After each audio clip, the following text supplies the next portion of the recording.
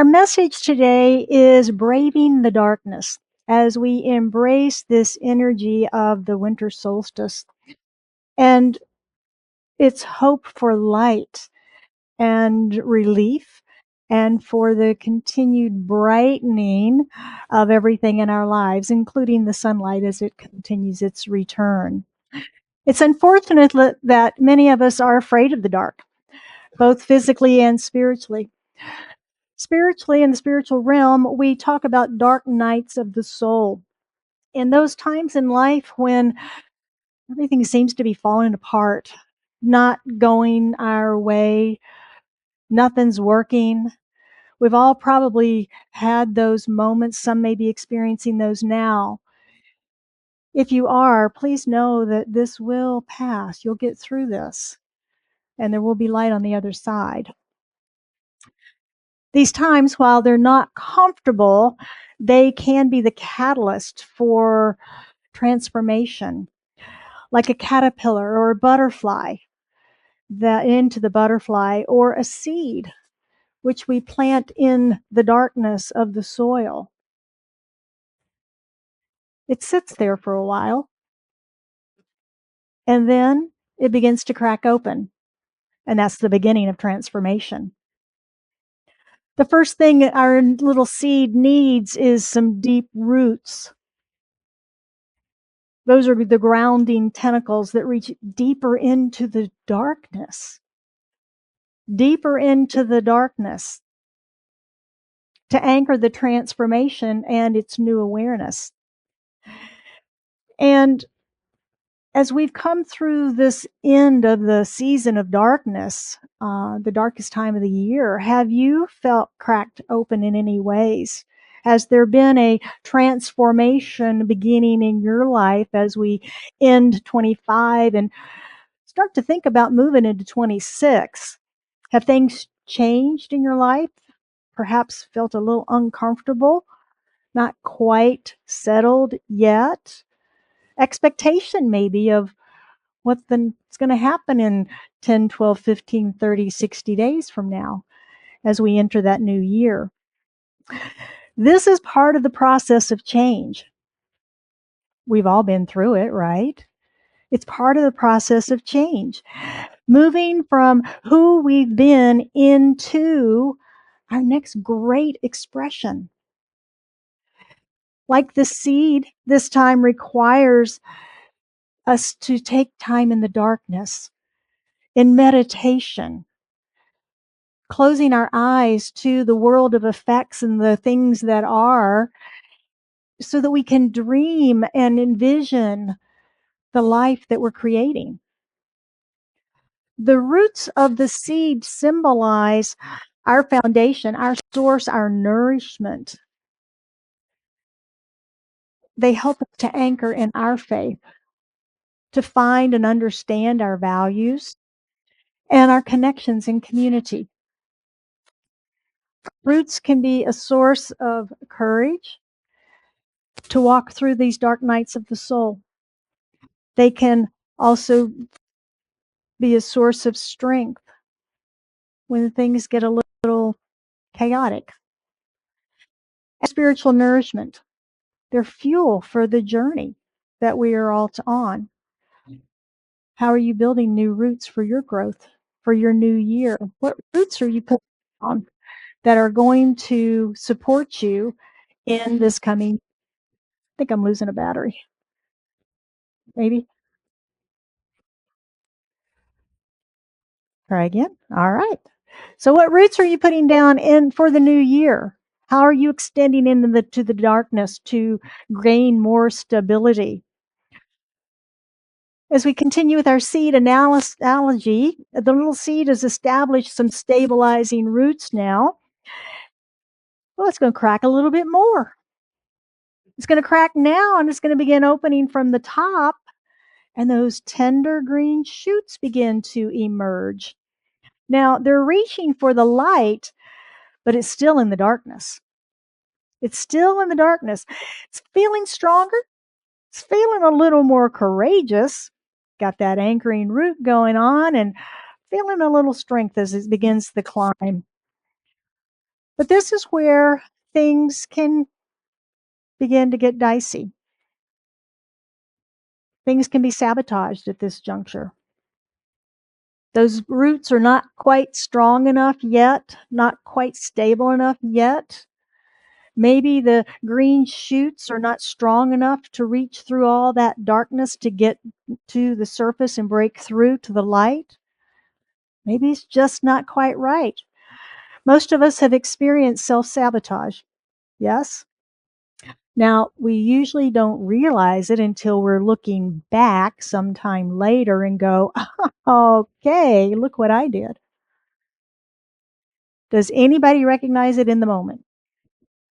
Usually not. Usually not.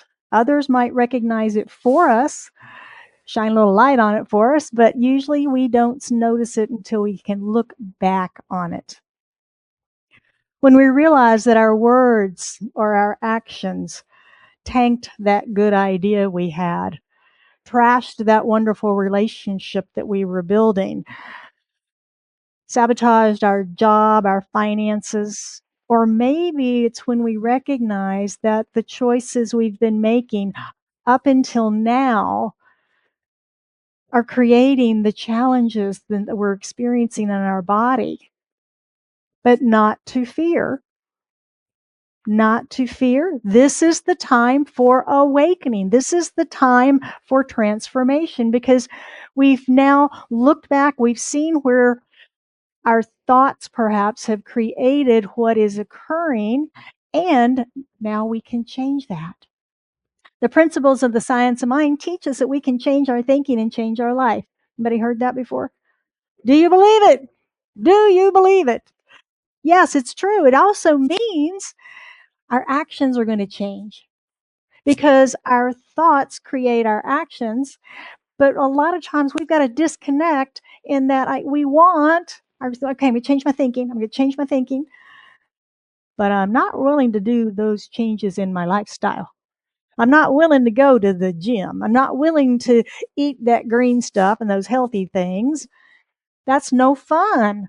I want the chocolates and the snacks and the sugar and all that stuff.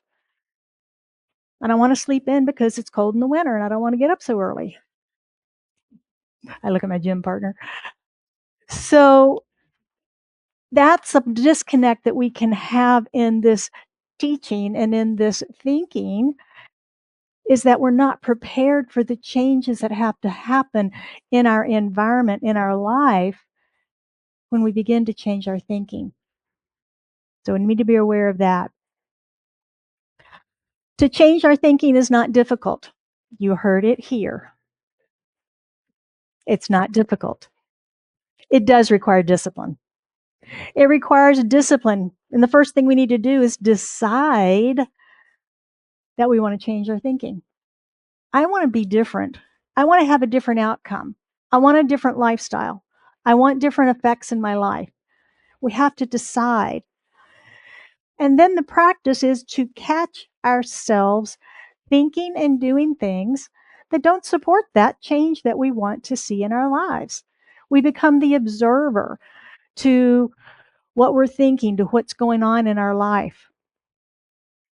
And when we catch ourselves in that moment, we negate that thought and we affirm what it is that we are choosing instead.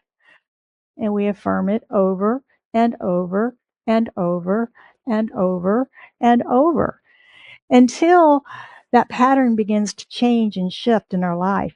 Until one day we actually recognize that our life is working better. Oh, wow, look what happened. Look what happened. Most of the thinking that we need to change did not happen overnight. Would you agree? It has taken us our lifetimes to get where we are right now. Like we said on Thursday night, those holiday beliefs and traditions and things that we have done just continue to build on our beliefs until we have what we have today. And the same is true with anything, any pattern, any habit that we have. So it's going to take a bit of time and practice to overcome and replace the thoughts that are not getting you the lifestyle that you want to live. So it's going to take a while to shift those. But we can do it. We can do it. I know because I've done it. And I continue to do it and use that practice as I discover things in my life. As I look out in my life and I go, why is that happening? Why am I experiencing that? Why is that showing up in my life? When I begin to see that, then it's like, okay, I need to trace that back to cause, right? We can't change the effect. We have to go back to cause. What's causing it? What am I thinking, doing, acting? How am I behaving that is causing that to show up in my life? How am I making it welcome? How am I making it welcome? Little tip that I'll give you from my life, excuse me, when I'm trying to change my thinking. Well, let's go back 2 years ago. We did that practice. We did that whole month on switching the bracelets on complaining, right? Because I had developed a bad habit of complaining. I brought you along on my journey. Yeah. Ordered you bracelets and everything, new jewelry and all. But I had developed a bad habit of complaining, and I caught myself, and I didn't like it, and I knew I needed to change it. So I began to wear the bracelet and do the work. And anytime when I caught myself complaining after the fact, you're in a gripe session with somebody and you go back and you go, oh man, I just did it again, switch the bracelet, right? Then I would go back, walk back over and have a conversation, be transparent. I need to retract those complaints. I'm doing a practice. I'm trying to better myself of not complaining. And here I was complaining with you or to you. So I want to take all that back and here's what I'm really thinking. Here's what I'm really feeling and speak those words. When we do that, that's humbling for our ego. And it begins to make an adjustment in our subconscious. Ooh, if I do that again, then I've got to go back and be humble, eat crow, and apologize again and clean that all up again. So it becomes part of, excuse me, the practice when we can take action along with our thinking. Make sense? I'm going to dry throat this morning. So, another thing that happens in this process along the way, you're going to discover some of your hot buttons, and the people in the situation that know where they are can find them and like to poke them. You know, those people that cause your negative default reaction. When this happens, it's an opportunity to change, to uninstall those buttons that you have meticulously installed over a lifetime. Because we are the ones that install those. If you think about your language, they're punching my buttons. Whose buttons? My buttons. They're mine. I installed them. I like them. It's like Singer talks about in his book, and the thorn. We protect it. That's my wound. I'm going to protect it. I'm going to live my life around protecting that thorn, and I'm going to keep everybody away. And we've got hot buttons that we can uninstall if we choose to. So that may come up in this practice with what you're about to do this week. So I would just give you fair warning there to break out your toolkit. It takes practice, but again, I have faith in you. Every one of you, I have faith in you that you can do this. So back to our little seed.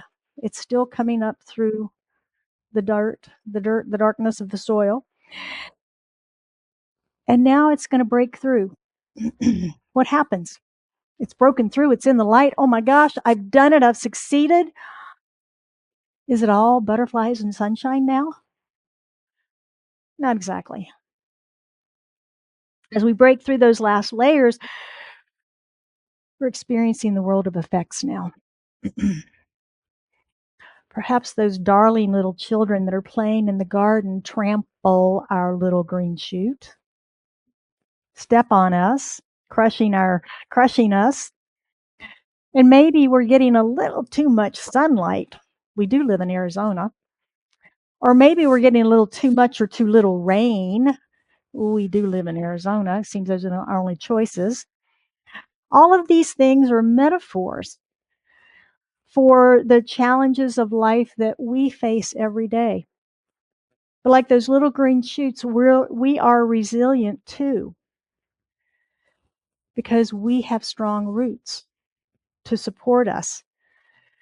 When our ideas get quashed or doubt creeps in, we can increase our spiritual practices, call our prayer team, call our practitioners, get the support we need.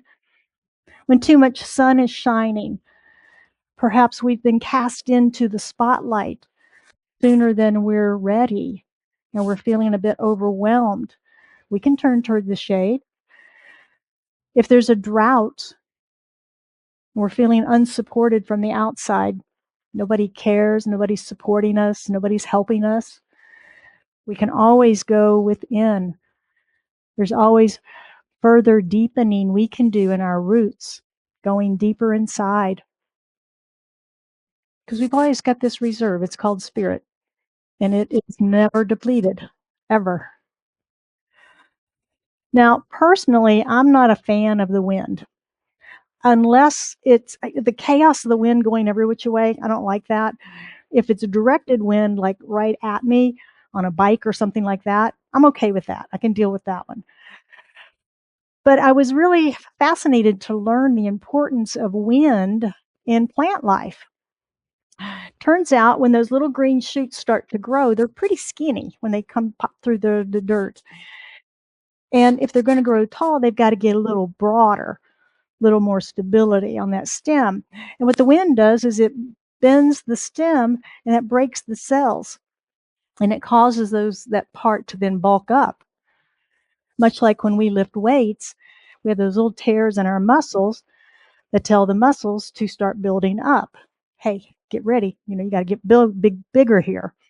So the same process works in the plants.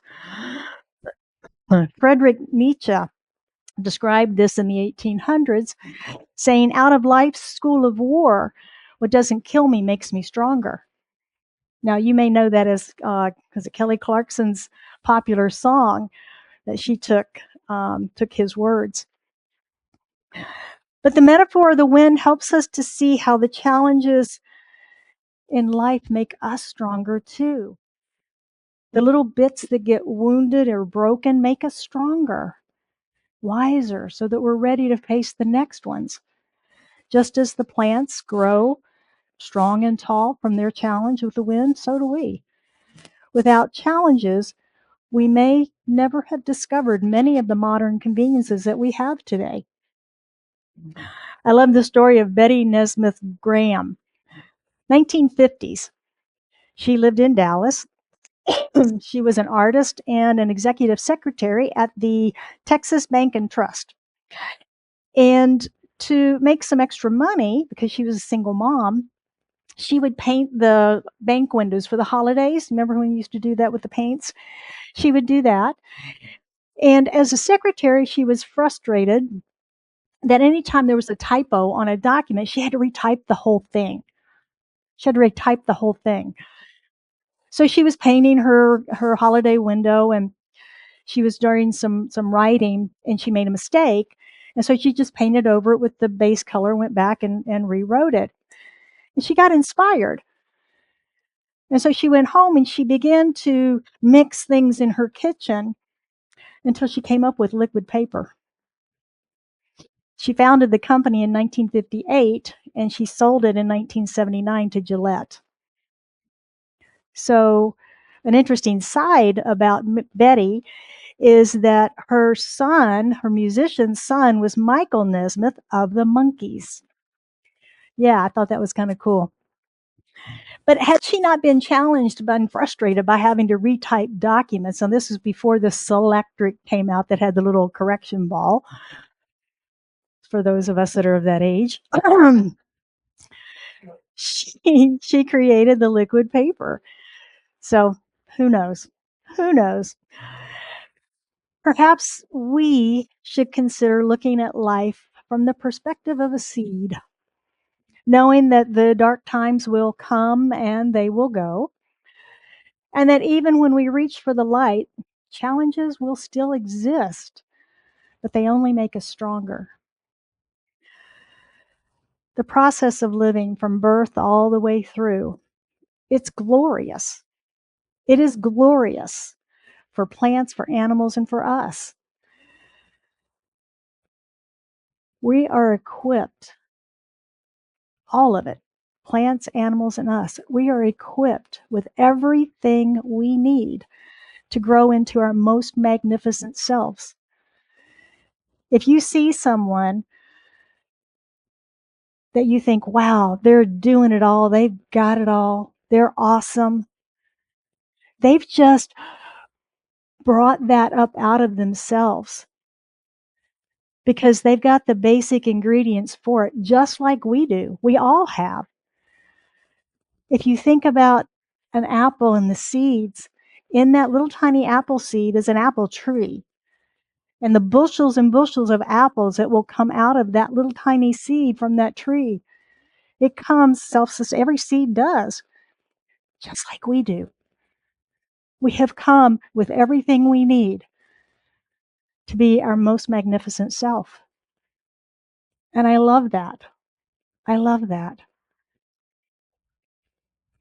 As we continue our journey into greater and greater light from now until June 21st, when we start the process again, I invite you to look into any darkness that may come your way and find the stars to illuminate your path.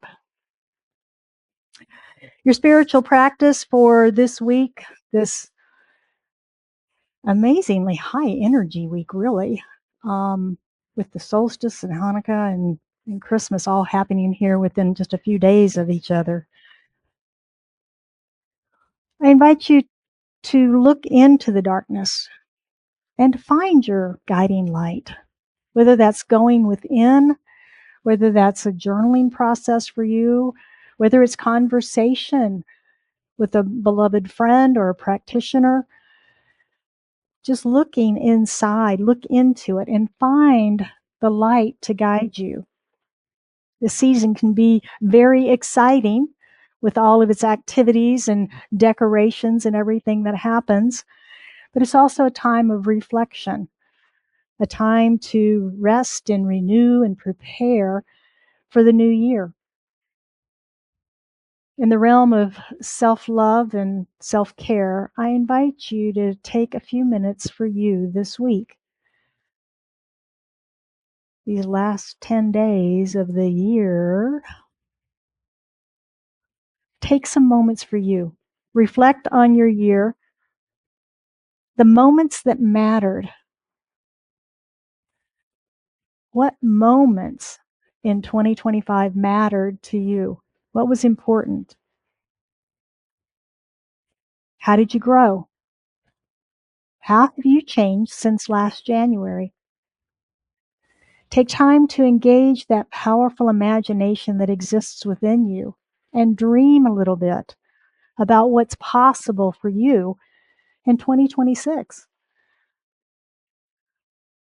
On January the 4th, we're going to have our burning bowl, which is letting go of 25 and embracing 26 with setting intentions. So over these next 10, 14 days, be thinking about what is it that you're ready to let go of and what are you embracing for 2026. And then we will anchor that in spiritual practice on the 4th. Hope you can be here. I want to close this morning with a quote from author Og Mandino, who said, "I will love the light, for it shows me the way. Yet I will endure the darkness, because it shows me the stars." And so it is. Would you join me in prayer this morning?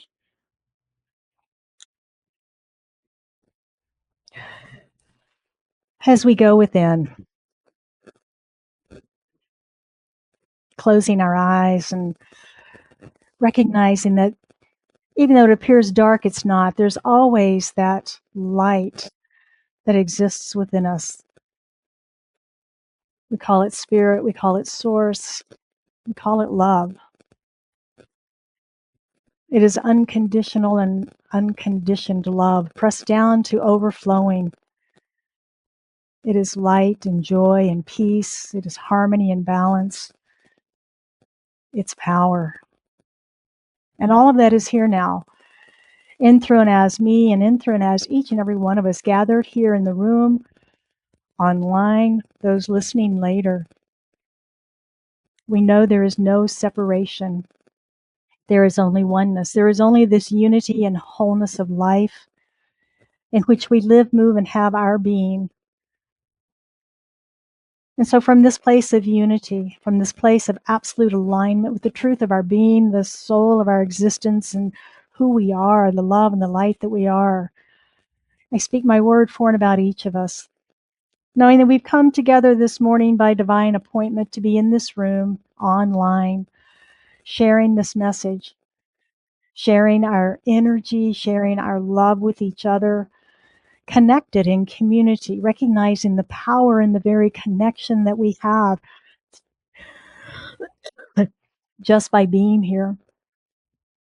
We are the light. We are the possibility. We are the love. We are all of those things in form, in manifestation. And we get to take this out into our world, celebrating our life this week with all of these holy days and this high energy and consciousness around the planet. We get to be that love. We get to be that light in every interaction and activity that we experience. What joy. How exciting it is to think that we can do that. We can be that. I speak blessings upon everyone this week for a joyous holiday week, whichever or all of those holidays that you may celebrate. Take a moment for self. Take a moment for self-care. Take a moment for self-love. And recognize the joy and the peace in all of it. I bless our planet. I bless all of the leaders around our world. And all of our service members who are unable to be home with their families, we just envelop them in love. Any first responders that are unable to be with their families during these holidays, we encircle them with our love, our appreciation, our gratitude for their service. Any family members that we're unable to be with during this time, we know we're not separate because there's love in our heart for them, wherever they may be. This is a time of holy blessing. We just breathe that in. And in gratitude, I release this prayer into the action of the universal law, knowing that it is done. And we affirm this truth together by saying, and so it is.